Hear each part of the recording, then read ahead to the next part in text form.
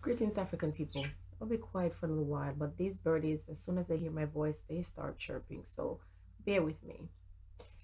My gray hairs have started popping in like with vengeance. All of a sudden, I see them popping up everywhere.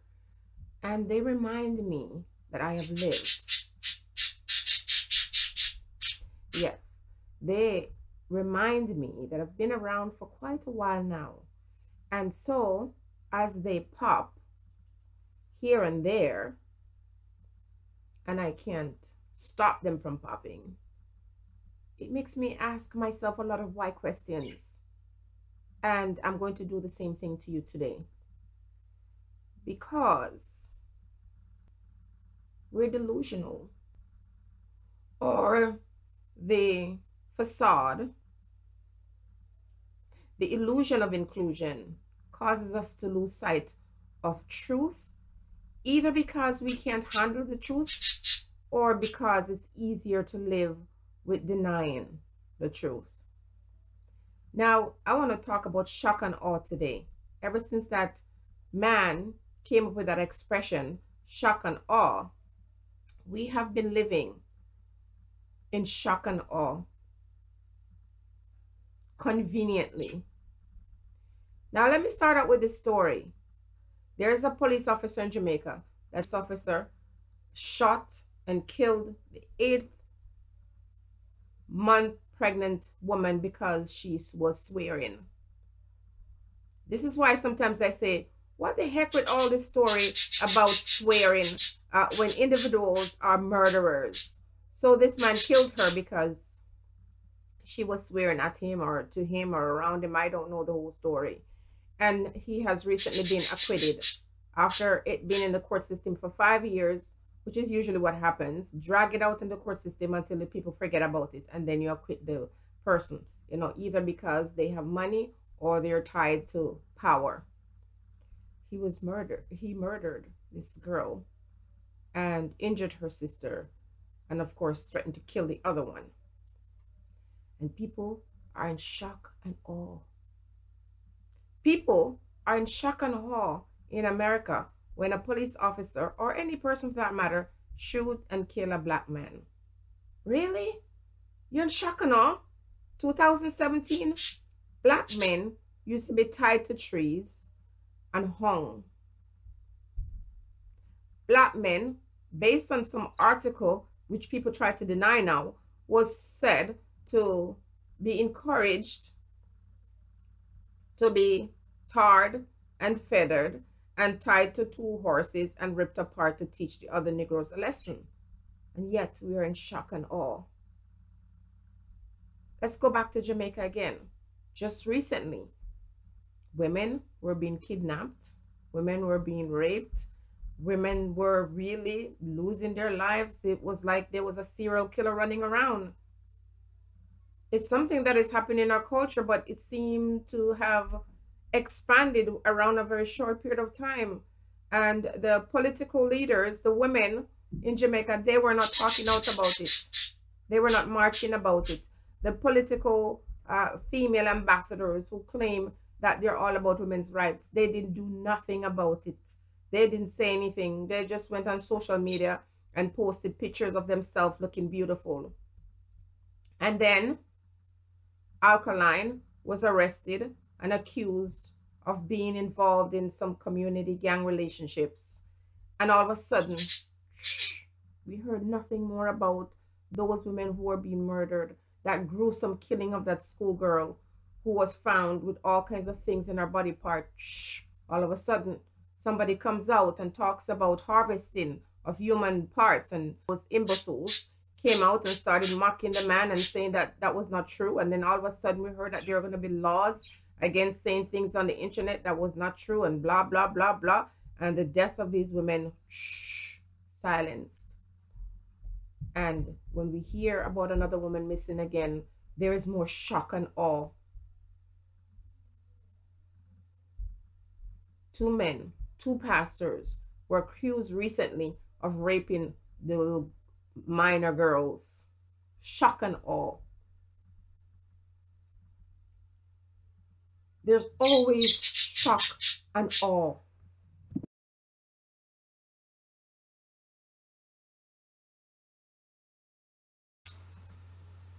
Let me see if I can help you out. Okay?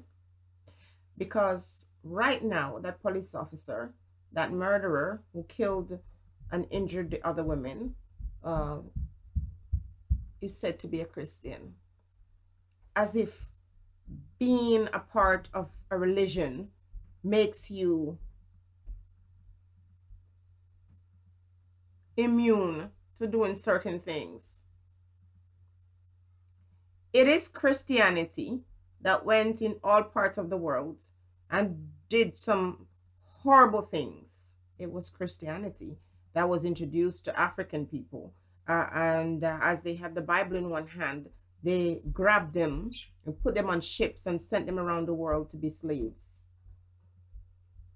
It was Christians who went into the First Nations countries and took their children away from them and brought them to special schools and did all kinds of abominable things to them. It was Christianity that did that. When did Christianity cease from doing evil? It's the Christian faith that is responsible for many boys growing up, many of whom suffer from emotional damage, emotional and psychological damage for what happened to them as they were part of this church. When did Christianity ever represented itself as anything else but damaging and dangerous to people's psyche and their physical well-being? Religion on a whole has caused great harm to mankind. For one, it divides us and separates us, and it offers others the opportunity to hide behind those white cloth and do some of the most evil things on this world. Evil things on this planet, I should say. And when we hear things happening in the church or in society by people who are in positions of power, we're in shock and awe. Really? Murderers kill, rapists rape. That's what they do. That's where the word comes from.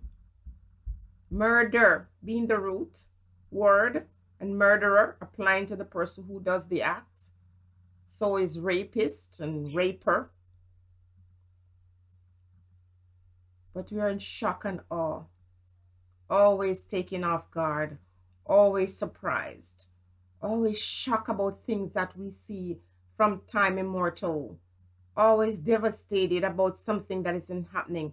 Now, maybe what is necessary for us to do is to stop being in shock and awe and find ways how to respond to the situations that are happening in the world. Perhaps it's time for us to wake up and stop being asleep, stop being so brain dead. Stop expecting things to change and be that change. Nothing is new under the face of the sun. And there's nothing that is happening in our time now that is new. There's a new spin on it, a new approach to it, a new attitude to it, a new kind of turning the blind eye to what is happening. Nothing is new. We can be overwhelmed by it, we can be stressed by it, or we can choose to say, you know what, this has been happening for a long time, and because individuals have accepted it is this thing as reality, accept this as the norm, it's not going to change. And when people lash out against it, it oftentimes goes, back and resurface under a new name. There's nothing new under the sun. It's time for us to stop being shocked and awe. Either we do something to change the things that we claim is shocking, or we just decide to stay in our comfort zone and wait for it to happen to us. Because that's what's going to happen ultimately. When things happen that we consider to be bad, and we don't do anything about it, because we talk about it. We talk a mile a minute about these things, but we don't do anything to actually stem it. We don't really do anything to resist it. We just allow the same people to come to us with stories, retelling these stories to us, and we remain docile or pretend as if we're shocked. We don't want to change these things.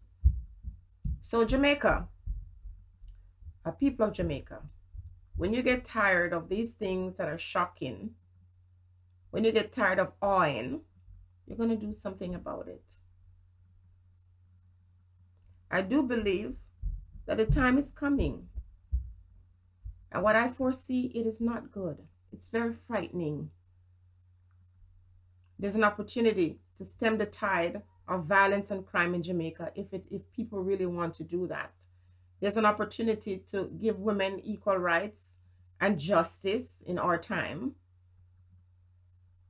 But these things that we're asking for, we're going to have to fight for those things. Nobody's going to give it to us. They'll tell our stories, but they will not do anything to change it. It's up to you to be the change you want to see. Be blessed, African people. Think on these things.